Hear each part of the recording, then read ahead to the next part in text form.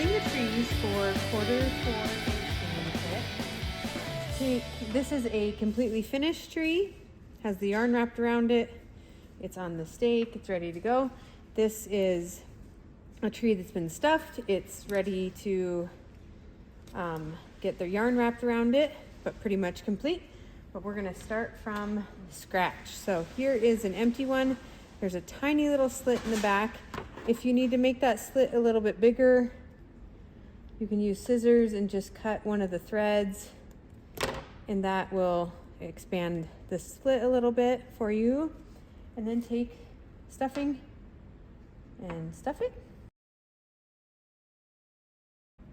You can use the stick to kind of poke stuffing in the top to make it pointy, and just work around the stuffing so it's even. There's no bulges or anything. Make sure this end is stuffed good. Stuff more in if you need. Okay, feels pretty good, looks even. Then I'm gonna take my hot glue gun. You can sew it if you want. We did include a sewing kit. I'm gonna go the easy route, hot glue. I'm gonna hot glue one of the inside pieces right here, and then just kind of fold one in on another. It won't, if you touch the hot glue, lick your finger first. Your glue won't stick to your finger if you lick it. And there it is. If you are able to touch the hot glue, then you can dry it much quicker. And it doesn't have to take forever to dry. But you're not going to really see that anyways because we do cover it with string. So I'm going to put this on that one and this color on the brown or khaki or whatever color we want to call this. I think it's tied. How did we tie this? Ha. Takes a second, find the end. And then we're just going to wrap, get some yarn out enough. You're going to use this yarn for another piece of the project as well. Put just a dab of glue on the bottom. Put your yarn in it. Again, lick your finger, make sure it's wet. Dab. And that hot glue will dry, or not dry, but cool quicker. And then you can start just wrapping this around the whole tree and covering it up. You can do it this way so you can watch how it goes. You can do it this way, keep one hand steady. Whichever way you prefer.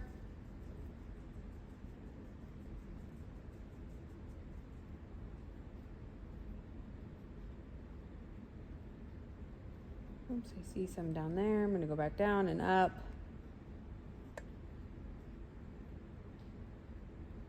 Okay, at the very tip, I'm going to put a tiny bit of hot glue, run my string right over the top of it, lick my finger and dab, cool that, and I can cut it.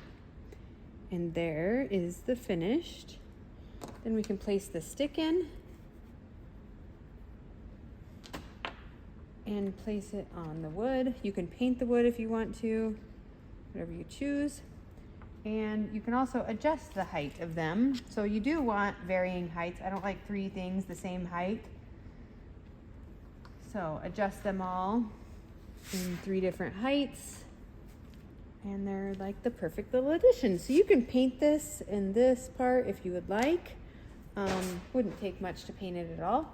So that's how you do the trees. I'm going to continue on with the yarn and show you how to make a tassel. So with these beads right here, I don't have them painted yet, but they'll get painted, and then in between every, I think there's 60 beads, every 10 beads or so, or you can do, yeah, we can do 6. So we'll do 2 of each color of yarn for tassels. But the way that you make a tassel, we're gonna paint the beads and then you hang a tassel in between the beads for a nice beaded garland, but it has tassels in it. So the way we make a tassel is, think about, you have your tassel, you have your wrapped piece up top and then all the wing dingies hanging down below. So those you want to think about how big that is. So that would be about the measurement that you would stretch your hands out to. So I'm going to stretch mine out to about, I don't know, 4 inches, 3 inches, something like that. Wrap enough around to make sure that it looks nice and thick. Okay, so that's wrapped. I'm going to take a small extra piece, put it through the center, and tie it.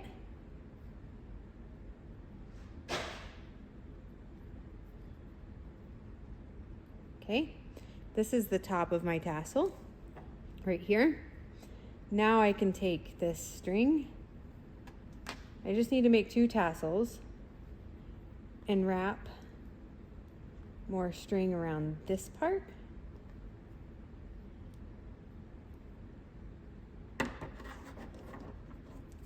That's my extra piece. Cut this, cut this. Take your hot glue gun.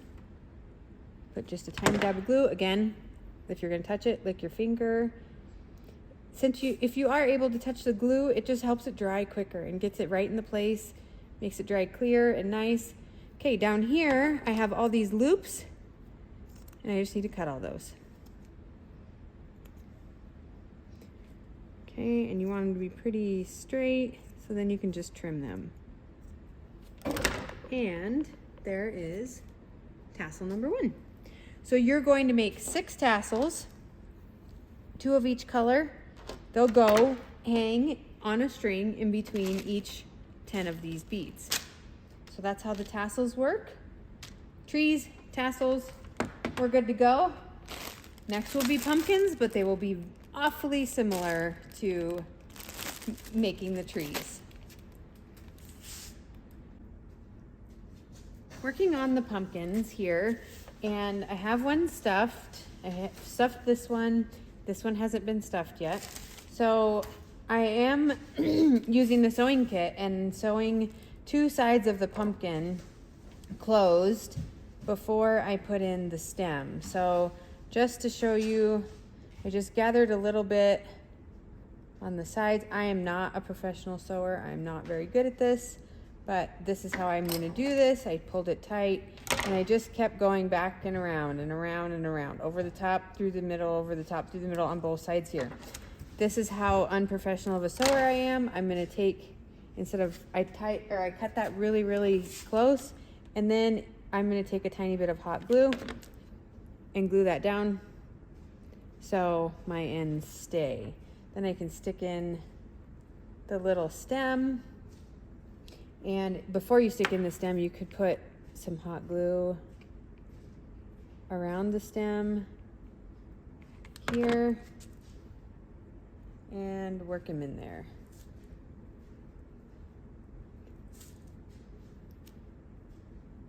And everything will dry around or cool around that stem. So there's how you can finish the pumpkins. So you can sew the gap just a little bit on each side, just like this. Let me show you with another pre-threaded needle. These are super nice, already ready to go for you. I feel like, I don't know if this is on every one of them, but there is the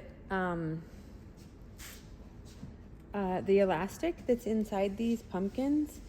It is at the top of 2 of those. So it makes it super easy to put that stem in there by just wrapping that elastic around. And then we just have a little bit of a hole left on the other side, which we can close with sewing. So I'm gonna put this in. You guys are probably laughing at me because I'm not a fiber arts person. I am totally a woodworker, and this proves it. Because this is not my forte. But hey, we're gonna get the job done. Okay, so I just squeeze that gap together a little bit. If you, again, lick your finger and cool the hot glue right away, it'll stick right away and not pull apart. Cut that string. I'm sure there are some others that are much better sewers than me, but that is how you can easily finish the pumpkins. So just to start from the beginning, stuff your pumpkin. You can save the stuffing from the trees if you need more for the pumpkins, but just stuff them in there, kind of like we did with the gnomes, and what you'll get to do with the gnomes in the coffee.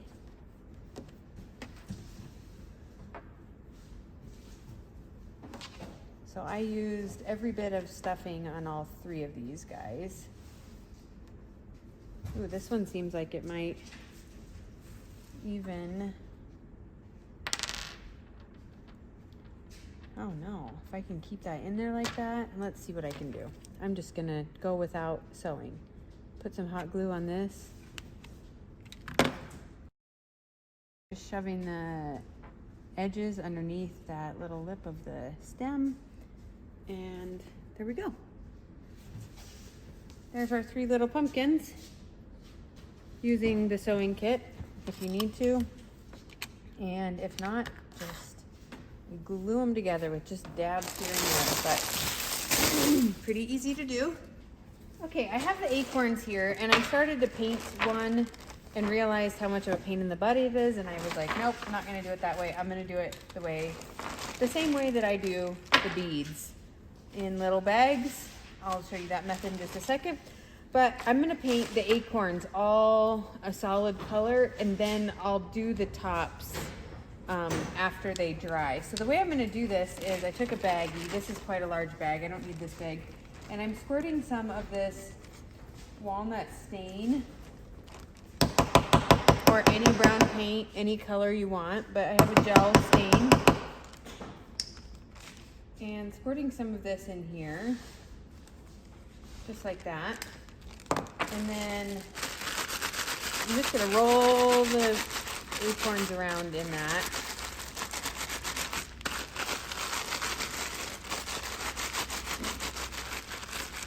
This will also give an uneven coverage for the walnuts, I'm hoping, because truly real natural walnuts or acorns have an uneven finish, and so it'll look more natural too.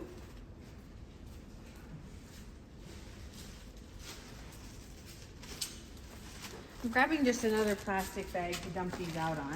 If you dump them out on the paper, they could stick. But if you dump them out on plastic, they won't stick to it. So I'm looking in the bag. I don't know if you can see in there, but you can see they're pretty well covered. So I'm gonna dump them right out onto the bag. You can use a piece of plastic wrap, whatever you want to use. Just separate them apart. And your acorns are painted. So once I do the second piece, which will be just the tops, I'll use just a brush to paint on just a little lighter colored cap. So like a tan lighter cap color. So maybe something like this color I'll paint on the top. So this is the same way that I like to do the beads as well. So there's 60 beads total. I separated out into 3 different colors, and I'm gonna use the colors from the kit. This is actually how I lay out all of my quarterly stuff and how I plan to paint it. I take and lay stuff out according to the color I want to paint it, and then paint everything all at once. So these are kind of being a pain, but so this is my green pile. All this stuff will be painted green.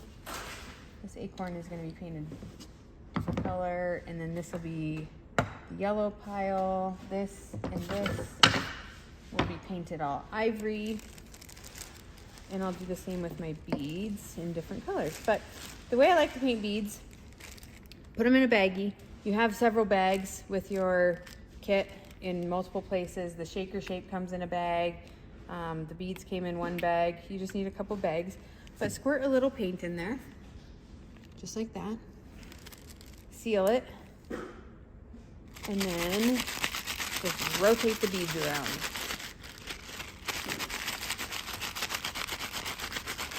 But painting all the beads individually is a headache, and it takes a lot of time. And then take a peek in there and see how well they're covered. If they look pretty covered, then you can just dump them out. Again, dump them out on plastic, use saran wrap, use something, and they look perfect. Okay, oh, there's a couple still in there. There was 60 beads, so I did 20 of each color. Just make sure you get them all out. And again, separate them out so they don't stick to one another. They definitely like to stick. And just let those dry. Again, we'll do it with the next color. So there's gonna be my green pile. Here's my yellow. These tops are really hard to get off sometimes. I'm going to put that there. This yellow is beautiful though. I love it. It's the exact color that I wanted. Okay, again, dab of paint. That might not be enough. Okay, oh, there's some on the sides. Get the beads really up there. Okay, roll those around in it.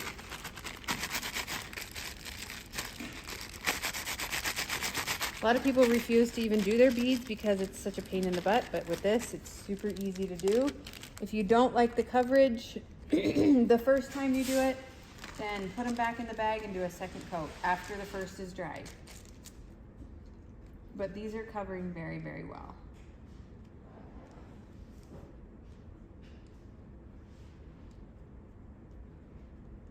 Okay. And that is how you paint the beads.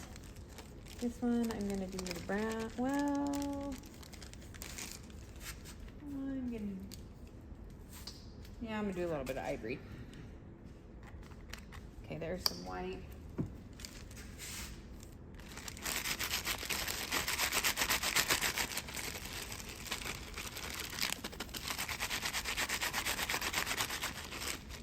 So rolling around real good.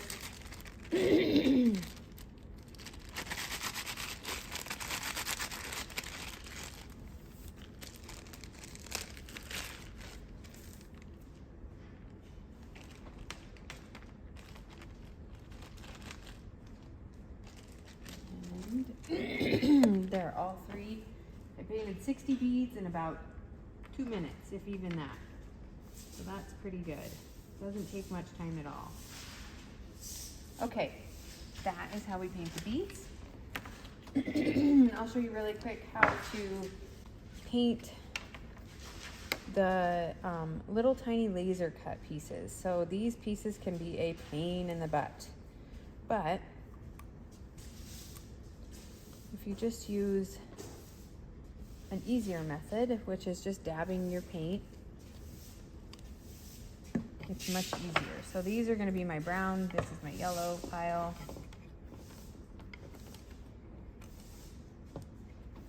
All my gourd words are going to be the same. Okay, and I'm going to take my big paintbrush from the Project Home Kit and just dapple. Just like that. And then once this is done, move it to a dry piece of paper. Don't leave it in the paint because it will stick to it and then you'll have a mess. And it will be hard to get apart.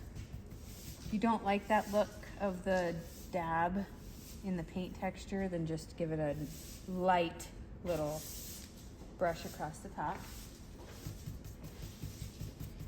I see a lot of people use tape to stick these down on. You can do that, but if you notice, by the time you start, like I put my finger there for a second, but it'll stick in the paint and it'll stay just fine. You don't have to use tape or anything. You can, but just another step. So that's how you can easily paint the words. I'm gonna get to painting all of this and then we'll be able to assemble.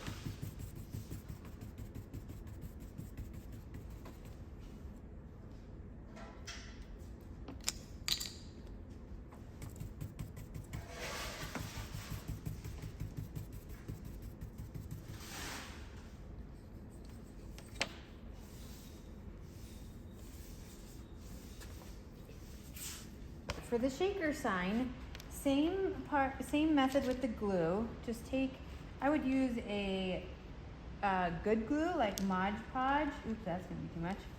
And smooth it out on a surface like the paper that I have. And take this is my base layer.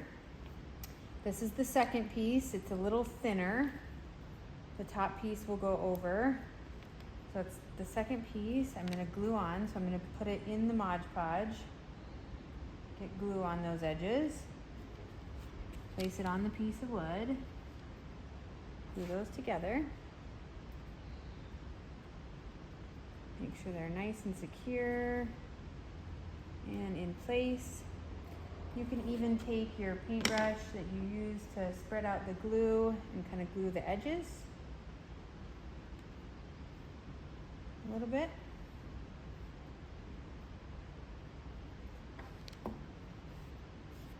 Okay, those glue. Then I'm gonna take my glitter.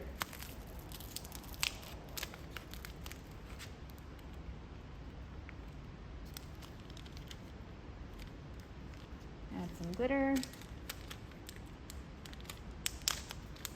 That might be a little too much.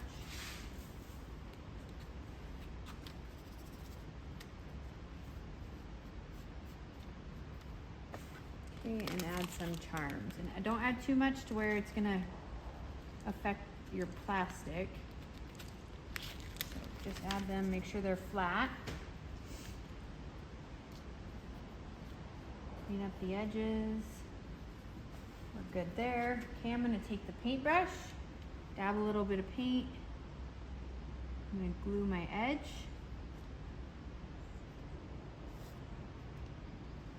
This will glue my plastic in place. Make sure your little clear piece is clean because you don't want icky blemishes on that. Press down on the corners, secure it. And for your top piece, you can either hot glue or use the Mod Podge, but I feel like hot glue sticks better to the edges.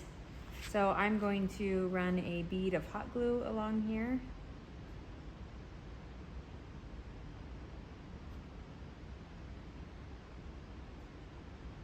Not very much at all. Gotta work fast. And layer it on top.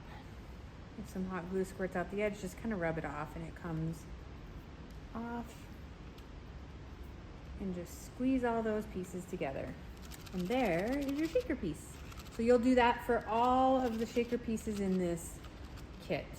Add your charms, add your glitter, and just layer and layer. So use glue and hot glue to get that put together. You can also, again, just for extra safety, you can glue the edges. You could also take and glitter the edges if you wanted to with the glue that's on there by just doing that.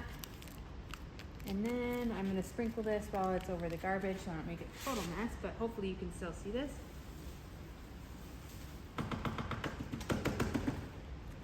Just like that. So that's going to put some glitter on your edges. And it will stay. Mod Podge is awesome. So there's your shaker pieces. Here's assembling the Happy Thanksgiving. I do give everything a good little sand. Paint is a liquid, has liquid in it, and so obviously it brings out grain and wood, so everything gets a little rough. So before I stick it all together, I want to just make sure those are sanded a little bit. Okay, so the happy goes in the slot.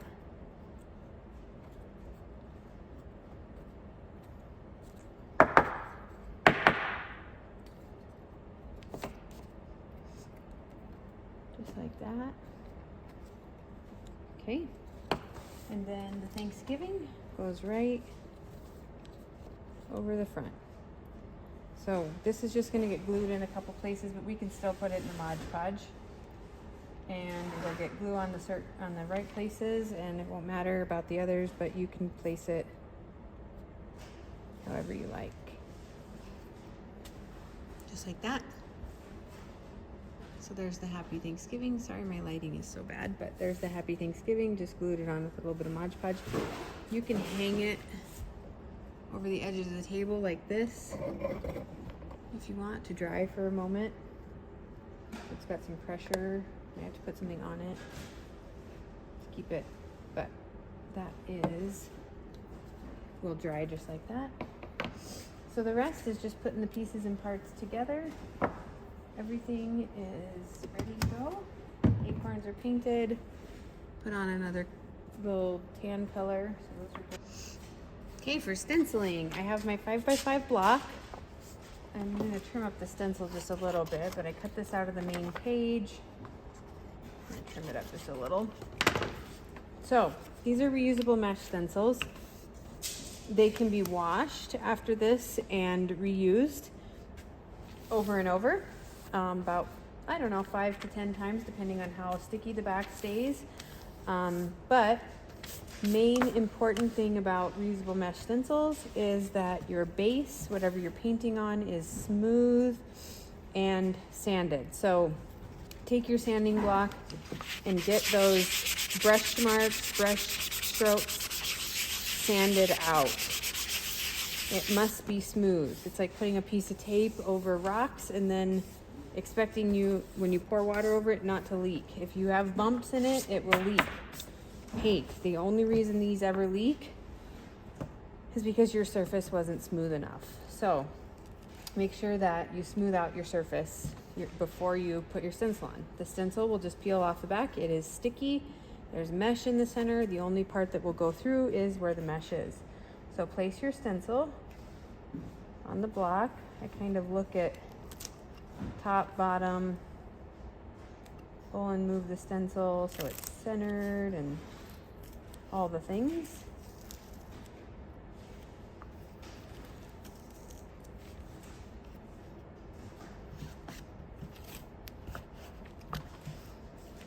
All of our designs are hand drawn by our artist Nicole, and you can tell that because she puts a little tiny heart in all of her designs. So there's the little heart in this one. They just kind of make you smile when you see it. You're the only one's gonna know it's there, and it's just awesome. So I'm gonna take some paint. I have a color mixed up here already from painting the top of the acorns. It's a mix of white and brown. I'm just gonna paint a couple things. This. And then I'll switch over colors. That's the cool part about this, but you cannot let paint dry on the stencil. If you let paint dry on the stencil, it will dry in the mesh and it will not stick to your sign, which you don't want that. So here I'm going back with the green.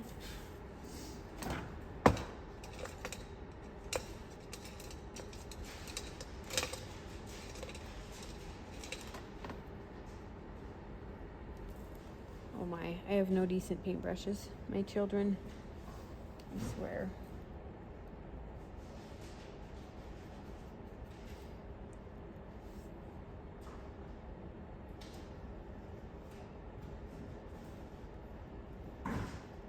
Okay, so you have to kind of work fast because you cannot let it dry on there. Painting all the lettering green, and then I'll go in with the yellow and paint the flowers, and then maybe accent some pieces with a darker brown.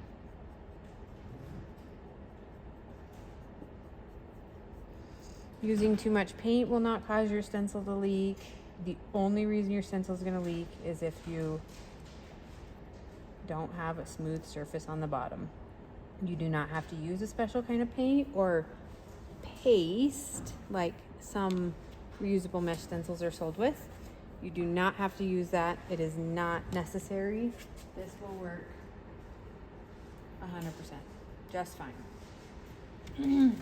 It's a brilliant business idea to have a paste to go with your product, but it is 110% not necessary. You can use any kind of paint as long as it's not too thin.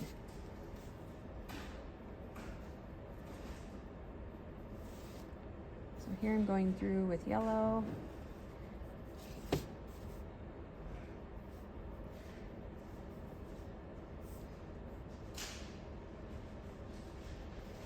Again, I said I was going to leave some so I can paint some little pieces brown, just a little pop.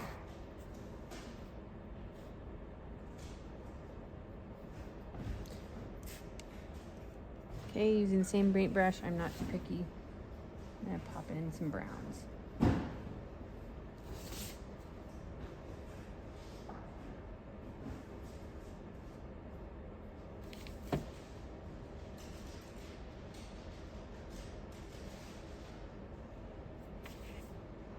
It looks like an oil painting right now with blobs of paint on it.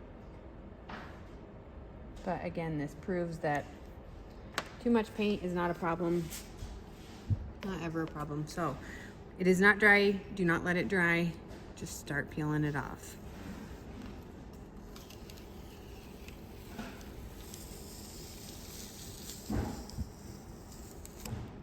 There it is. No bleeding, no messes. And then we have one more, and this is the thankful for. And then this sign is able to be customized, and you can write in with chalk. So to make that chalk space, I'm gonna sand up the sign real good.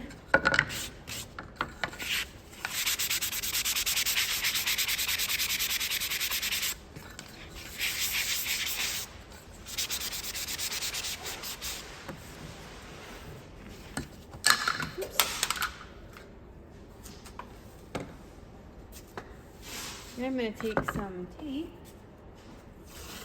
and just tape off a lower section so I can see that this is the bottom of my sign. I'm going to tape off a lower section here. I just eyeball it. And I'm going to paint this in a dark color. Any color, any paint, you can write on it with chalk. And then you can change that out, and you can use chalk pens, anything like that.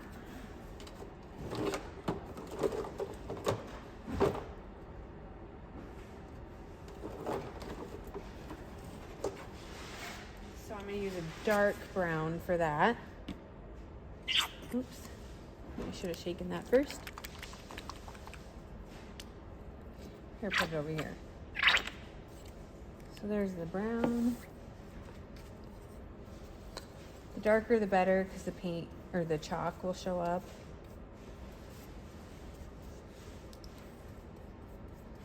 But then you're able to write down things you're thankful for and make it custom. There's chunks in my paint.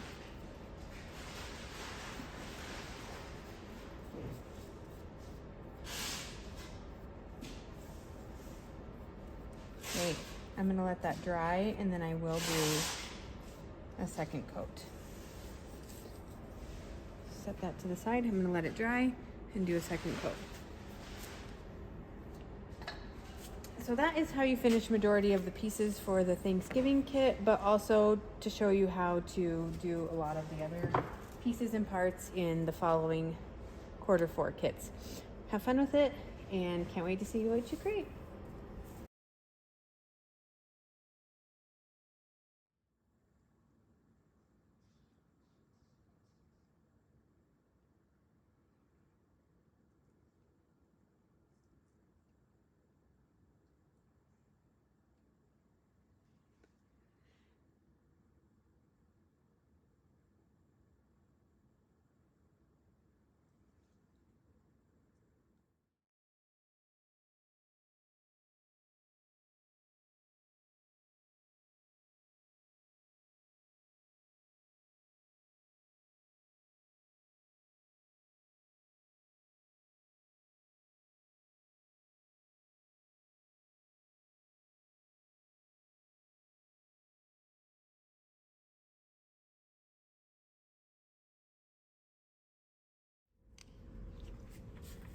For the Christmas kit, you received some paper, and that paper is used to decoupage on the back of signs. So you can If it's double, or if you have it on a tiered tray, more than likely you'll see the back of the sign. So it's kind of fun to put some sort of print back there. So I'm going to show you how to do that. I have the 5x5 block ready to go. I have the paper ready. This is this size, or the side that I want. So I'm just lining up my edges with the edges of the paper, and going to take an X-Acto knife and just cut that paper. If you don't have an X-Acto knife, just trace with a pencil and then cut with scissors. But you're just going to cut that paper out just like that. So that's what we want. For this guy, the back of this, I'm going to use this one. So same thing. Just going to line it up with the two edges so then I don't have to cut.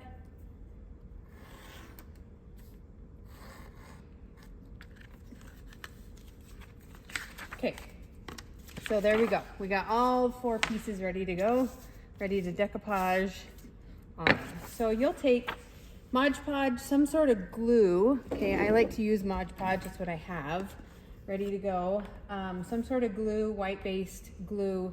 Elmer's works, any of that works. So take your glue and a paintbrush and paint on some Mod Podge onto that wood that you're going to put the paper over. Make sure you get to the edges. Don't get glue over the side, so always brush against the edge. Don't pull your brush over the edge. So pull it over the edge that way. Okay, it's all on there. And while I'm multitasking here, I'm going to dip my Marion Bright in the the paint, or sorry, the Mod Podge that's there, and glue it at the same time. So I'm going to dip it in this. Just multitasking, then I don't have to put my laser cut piece down on paper. And place it on your sign. That piece is done. That doesn't really matter, but you can smooth it back out. Okay. Good to go. And this is the piece of paper. This is the back side of the block. And just place your paper there. Make sure the edges have glue on them. And then place it face down for about 5 minutes. And then I like to put it in heater. Oh, I have a little space heater that's sitting here. This dude will be turned on and it'll dry and crisp up that glue. Once the glue is dried and the paper doesn't feel damp, you can sand these edges of the paper off, and it just makes the paper, I'm not going to do too much of it now because it'll rip if the paper's too wet, but it just makes the paper a rough edge right there and kind of becomes one with the block. So it just looks like a nice finished edge instead of this blunt cut edge. So I'm going to let it dry face down for just a little while. Here I'm going to go again with this. I'm going to pick the smoothest side because remember I got a stencil on one of these sides. So I'm going to pick the smoothest side to stencil on, and I'll cover up the rest with decoupage. You do not have to have the side painted to decoupage. It just ended up that way. I have chunks in my paint. Darn it. Most important thing is just to get all the way to the edges and corners, because if you don't, then you're going to have, it's going to peel up on those sides. You don't want that.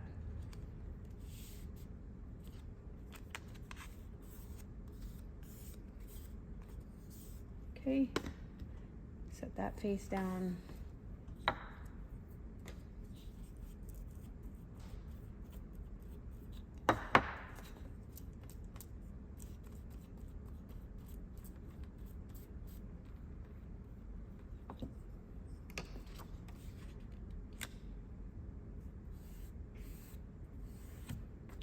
You can do this with photos, exact same way on a piece of wood. It looks really cool and is a great way to frame but not frame photos. Just be really careful not to get any glue on the face of the photo because it will show. But it's a really cool way to do that. I don't have my words on yet, but if I did, I'd want to make sure that they are laying the right way. So that's how you do that. That's how you decoupage. Showed you how to attach the Merry and Bright. That was easy at the same time. That guy's done.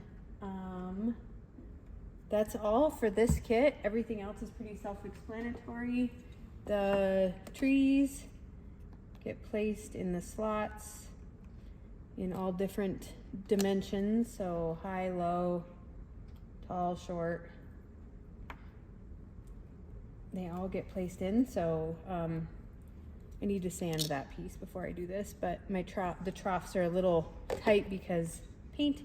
But that's all for the Christmas kit. Pretty super easy. And we'll see you on the next one.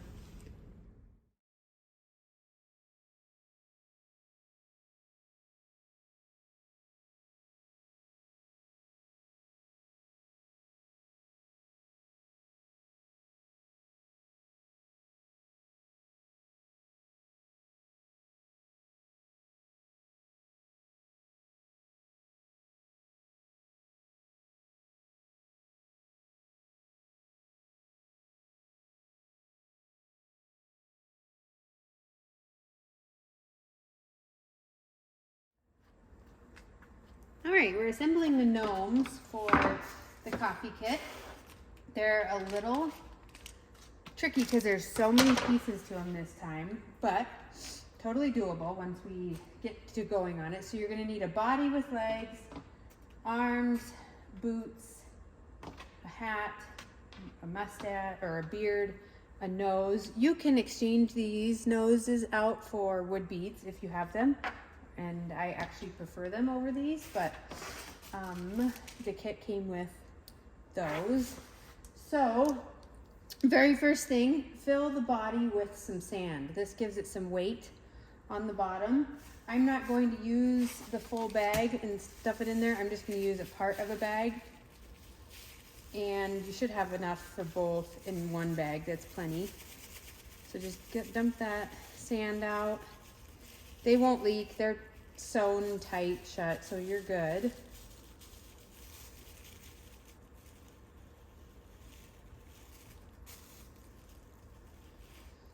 Okay, so I got some sand in the bottom there.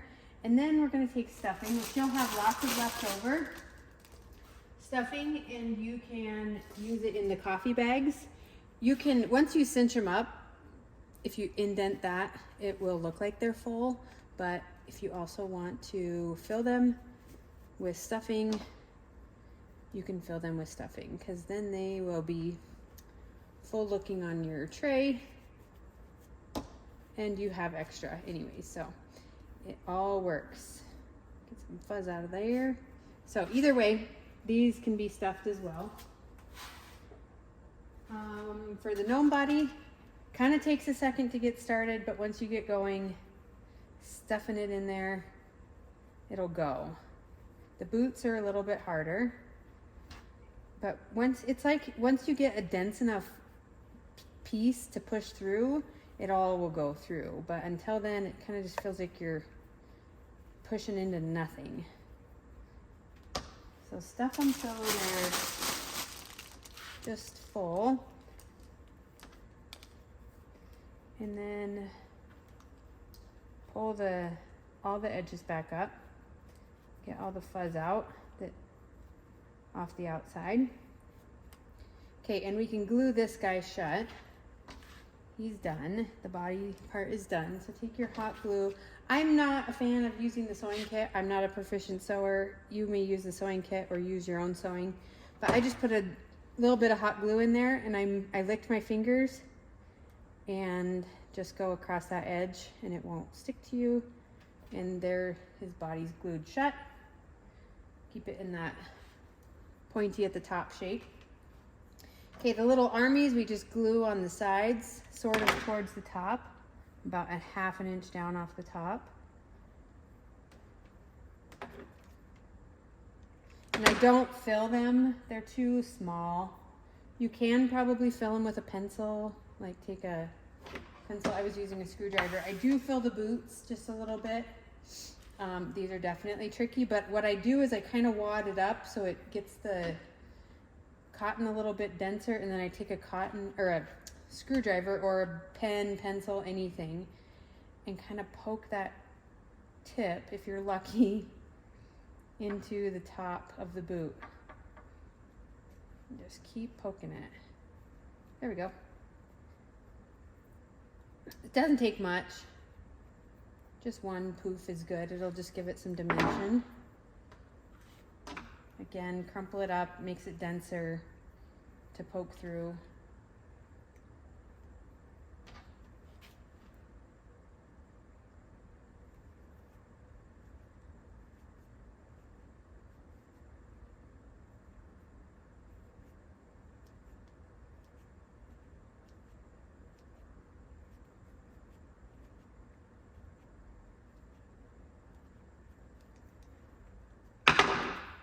Okay, then again, I'm not a sewer, so I'm just gonna hot glue these.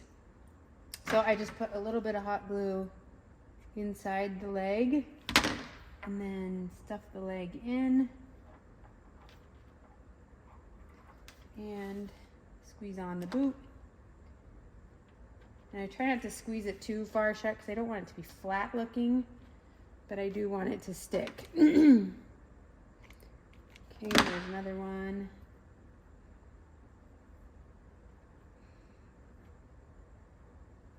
Okay, there's the little legs on. You can stuff the hat with some stuffing that helps.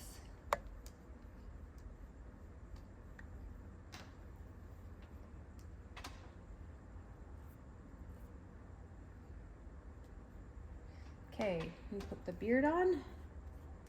The beard goes right up at the top because you do want your beard covered by your hat. So don't put it too low. They look kind of silly when the beard is hanging out down the bottom. Want those covered up by the hat for sure. Okay, here's the little nose. Again, you can switch this out with a wood bead if you'd rather have a wood bead. I actually asked for wood beads and that didn't happen. Sometimes that's what happens, but we'll make do. So then the hat, I'm gonna put his hat on in place. Okay, and then I'm gonna hold it and I'm gonna inch my glue gun up in there and pull it back down over there. And same on this side. Put them in. Then pull that glue or the hat back down over him. So I did glue these hats on. They won't come off. Okay.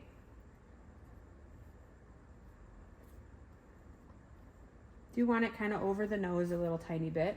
These won't be messed with unless you have children that will mess with them, which I do, and they probably would, but they should be pretty good to go. Okay, I have the little coffee cup I'm going to put on his hat. Just for a little extra. Then inside the charms pieces, there's coffee beans and little gold bead. Those won't fit in the charms, so I'm just using them on the hat.